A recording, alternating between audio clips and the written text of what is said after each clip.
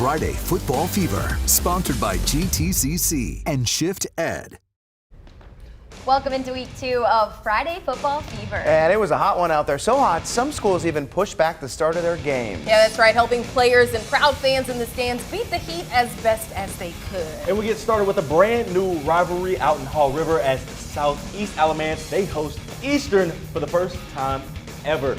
And there was a huge crowd on hand for the first ever battle of Highway 119. To the first quarter we go. Eastern starts with the ball, and that Stallion defense showed up early as Ja'ad Goodsby comes flying in to make the tackle for the loss, forcing the Eagles punt. On the next possession, they started to get it going as Jason Ball, he connects with Douglas Cottrell Jr. and watch 17 work, picking up a huge gain in the first down. Later on the drive, it's Tyreek Samuel punching it in for the touchdown. 7-0 Eastern on the next Eagles possession. Stop me if you heard this before. It's Samuel getting into the end zone once again for Eastern, and this one is where the point, where things got out of hand for the first-year program out at Southeastern. However, they did show flashes like right there as quarterback Ryan Dotson finds a hole for the big gain, but this one ended up being a bit lopsided as Eastern moves to 2-0 on the season with a 63-0 shutout. We've come to the first media timeout of tonight's Friday Football Fever. Still ahead, Eastern Guilford took on Williams while Oak Grove kicked off against West Forsyth. Highlights from these two and many more after the break. We'll be right back.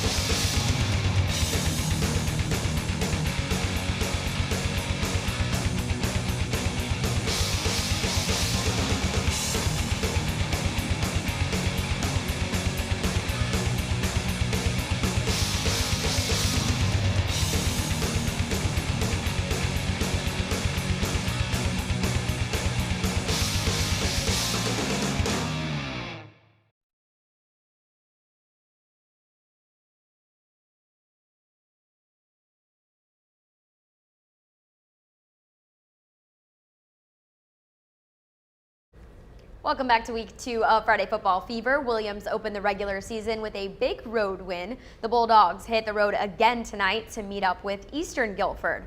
Wildcats defense was strong early on as a group of Eastern players finished this tackle for a bunch of lost yards there. Eastern defense still at it. DeWarren Jones-Blankley with a huge stop. Now time for some offense. Bulldogs quarterback Dan Mahan rolls out, finds Will Cooper for the touchdown. Wildcats defense was dominant tonight. Tavion Bullitt forces the fumble and Jaden Boyd recovers. Eastern Guilford wins it 39-14. Next up, a battle of 1-0 teams as West Forsyth. They head out to Oak Grove, and the Grizzlies defense was strong in this one early on as Kyle Wagner gets the tackle behind the line of scrimmage.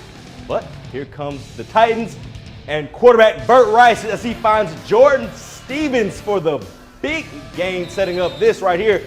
TJ Fergus, the short touchdown on the goal line. However, Oak Grove's offense, they came right back as Sam Bennett, he takes the pitch and he's off 40 yards to the house for the touchdown. But West Forsyth, they remain unbeaten with the 40-29 win.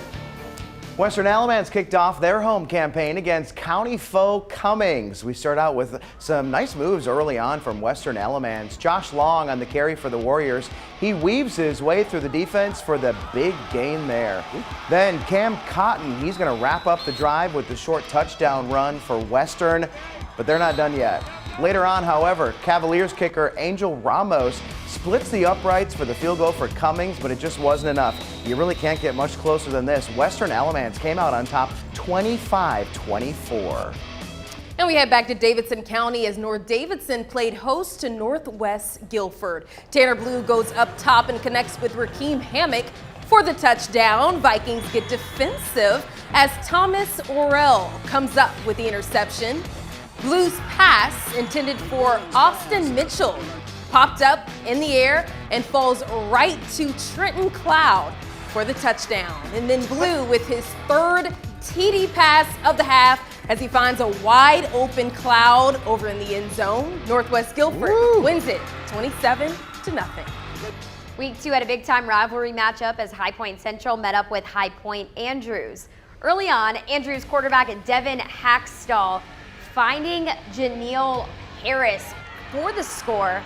Red Raiders on the board first, 6-0, didn't get that extra point. Bison trying to respond here.